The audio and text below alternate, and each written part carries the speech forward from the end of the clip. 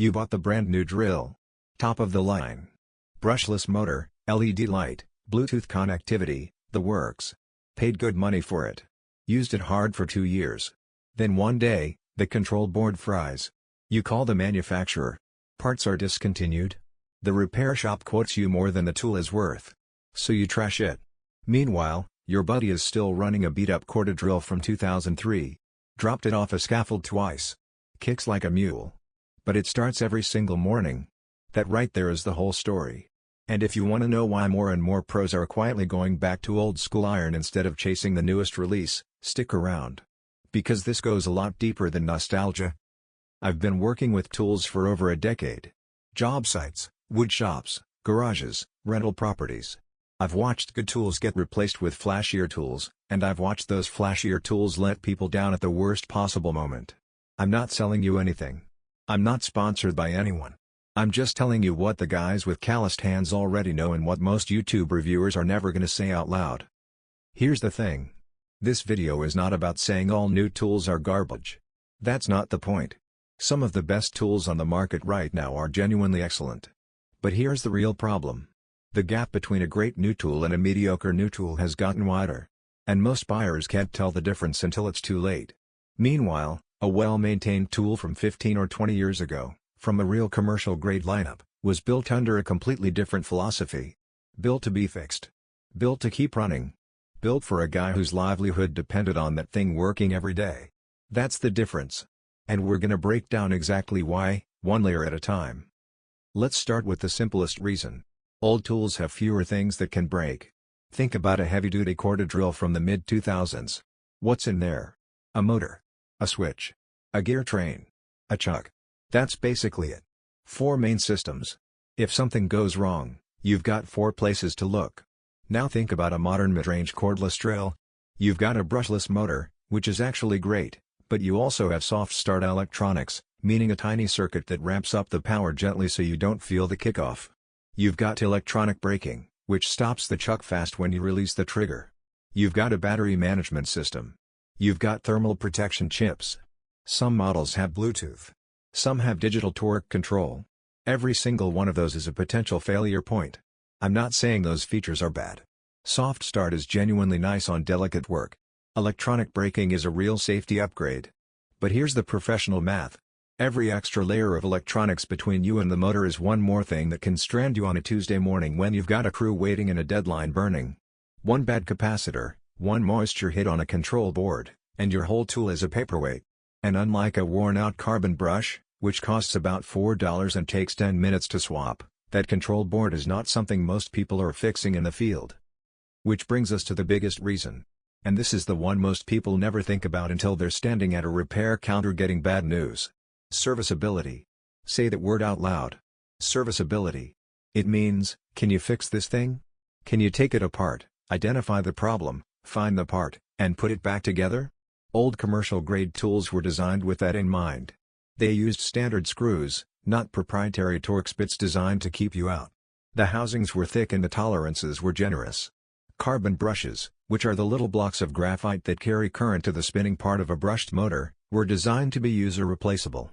You'd open a small cap on the side of the tool, pull out the worn brush, drop in a new one, done. 5 minutes. $2. The tool keeps working. Bearings were standard industrial sizes you could buy at any bearing supply house. Switches were simple rocker or trigger designs with real copper contacts you could inspect and clean. Now contrast that with some of the newer mid-range tools. The housings are held together with glue and clips as much as screws. The internal layout is optimized for the assembly line, not for the repair bench. Some motors are sealed units that you replace entirely, not repair. And here's the kicker, parts availability. A lot of manufacturers stop supporting a model within 5 to 7 years of release. So if your tool came out in 2020 and gets a weird failure in 2027, there's a real chance the replacement part simply does not exist anymore. You're not fixing it. You're buying a new one. That's not an accident. That's a business model. And pros who've been burned once know exactly what I'm talking about. Now let's talk about materials. Because this one's subtle and people get defensive about it. I'm not saying every new tool is made cheap. I'm saying that cost pressure is real, and it shows up in specific ways. Older commercial-grade tools used metal gear housings. That's the box around the gears that transfers power from the motor to the chuck or blade. Metal runs cooler, distributes heat better, and doesn't deform under sustained load. A lot of current mid-range tools use composite or reinforced plastic gear housings. They're lighter, they're cheaper to produce, and honestly, for occasional use, they're perfectly fine. But run that tool hard, hour after hour, on a real job? Heat builds up differently. Wear accumulates differently.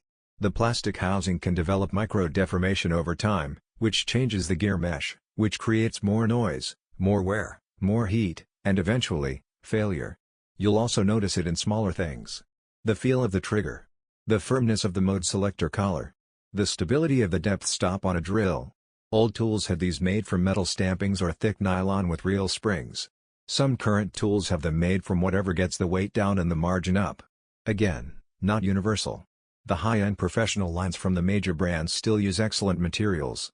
But the mid-range and budget lines, which is where most consumers are buying, that's where the compromises pile up fast. And they don't show up on the spec sheet. They show up 6 months into daily use. Here's a number for you. Say you buy a mid-range cordless drill for $180. Use it for 2 years on regular renovation work. The control board fails. Repair quote is $140. You throw it out. Total cost, $180 for 24 months of use. That's $7.50 a month. Now say you pick up a used commercial-grade corded drill from 2005 for $60 off an estate sale. Spend $20 on new carbon brushes and a bearing. Run it for the next 5 years. Total cost, $80 for 60 months of use. That's $1.33 a month. But here's the number that really matters to a contractor. How many hours did you lose? The new tool dies on a Wednesday. You spend Thursday hunting for a repair shop, find out parts aren't available, order a replacement online, wait 2 days for shipping. That's at minimum a day of downtime. On a real job, 1 day of downtime doesn't cost you $180. It costs you delayed completion, a frustrated client, maybe a penalty clause, and the reputation hit that follows. Pros don't think about tool cost. They think about uptime. That old beater that you can fix in the parking lot with a screwdriver and a part from your van? That thing is worth more than its price tag will ever tell you. Now let me be honest, because this is important. Old tools feel different. And not always in a flattering way at first. They're heavier. Some of them have no soft start, so they kick hard when you pull the trigger. The ergonomics are older. The grip angle might feel dated. But here's what experienced hands know. Heavier often means more stable. When you're making a long rip cut or drilling a big hole through hardwood, the mass of the tool becomes an asset. It absorbs vibration. It doesn't chatter. It doesn't dance around. The direct mechanical feedback from a brushed motor with no electronics in between means you feel exactly what the tool is doing.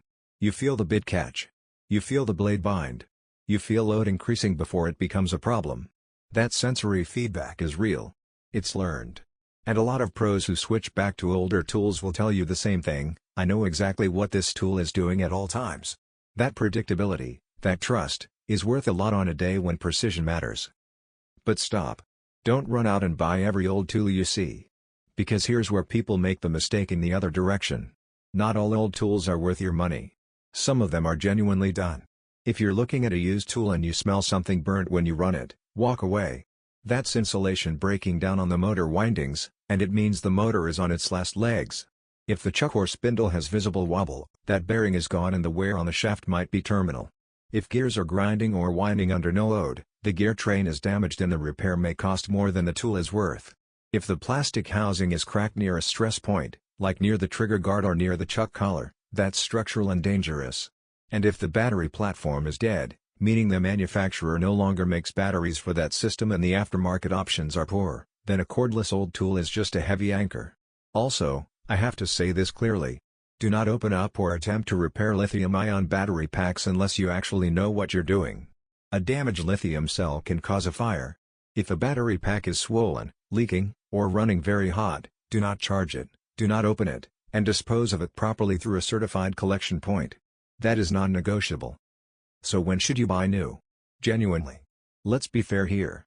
If you need to be part of a battery ecosystem, because you've already invested in a platform and you want all your tools to share batteries, buy new. That's just practical. If you need to work at height or overhead for extended periods and the weight reduction of a modern brushless tool is a real ergonomic benefit, buy new. If you need a warranty and you don't have time to troubleshoot, buy new. If you're a new tradesperson or a serious DIYer who doesn't want to spend time on tool maintenance and repair, buy new and buy from a professional grade line, not the cheapest thing on the shelf. And if the specific tool type has genuinely improved in ways that matter, like track saws, for instance, modern track saws are legitimately better than what existed 20 years ago in terms of dust extraction, blade guard geometry, and fence accuracy, buy new. The right answer isn't always old. The right answer is informed. So how do you actually decide? Here's the framework. 5 questions. 1. Can you service it yourself, meaning can you open it, find the fault, order the part, and fix it without sending it away? 2. Are parts still available, meaning brushes, bearings, switches, gears, for the specific model you're looking at? 3. Will this tool handle sustained load, not just a 5-minute YouTube demo? 4. If this tool dies tomorrow, how much does it cost you in downtime and lost work? 5. What is the total cost of ownership over 5 years, not just the purchase price? If you run through those 5 questions on a used old tool versus a new budget tool, the old tool wins more often than you'd expect. And if you're comparing against a professional grade new tool, the math gets more complicated, because those genuinely hold up. But most people aren't buying professional grade new. They're buying mid-range or budget. And that's exactly where the old commercial iron wins on almost every dimension. Alright, here's the bonus tip. And this is the one that actually separates buyers who know what they're doing from buyers who got lucky. When you're shopping for a used tool, before you run it, before you test the trigger, before you look at cosmetic condition, do this. Pull out your phone and search the model number followed by the words exploded parts diagram.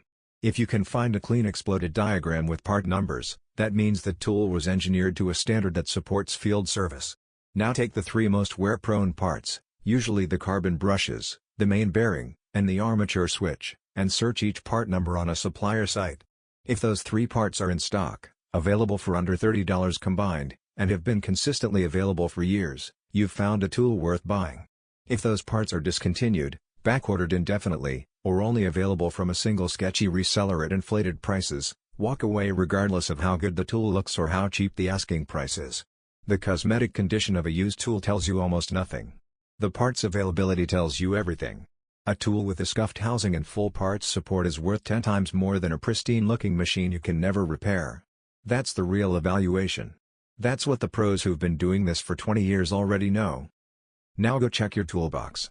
If you've got an old heavy corded drill, a circular saw from the early 2000s, a belt sander with real metal components, don't throw it away until you've actually looked up the parts situation. You might be sitting on the most reliable tool in your shop.